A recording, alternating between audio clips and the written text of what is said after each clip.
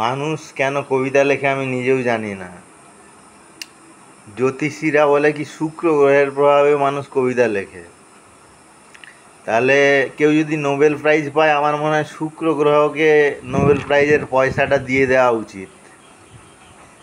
যাই হোক, আমি ছোটোখাটো দু একটা কবিতা লিখে থাকি। ইংরাজিতে যে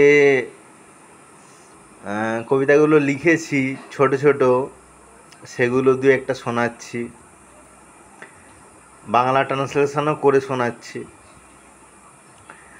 you have come to me with your everything, but I have gone to you with my nothing. তুমি আমার কাছে এলে তোমার সব কিছুকে নিয়ে, কিন্তু আমি তোমার কাছে গেলাম আমার কোনো কিছুকে না নিয়েই। My lonely flute is getting filled with your thought, so why I am getting no nothingness in this world. আমার বাঁশি তোমার চিন্তা দ্বারা সবসময় পরিপূর্ণ হচ্ছে, সে কারণে আমি কোনো শূন্যতাকে খুঁজে পাচ্ছি না এই পৃথিবী জুড়ে। মাইন্ড ইজ অল, মনটাই সব কিছু। It is filled up with you, তুমি এটাকে পরিপূর্ণ করছো।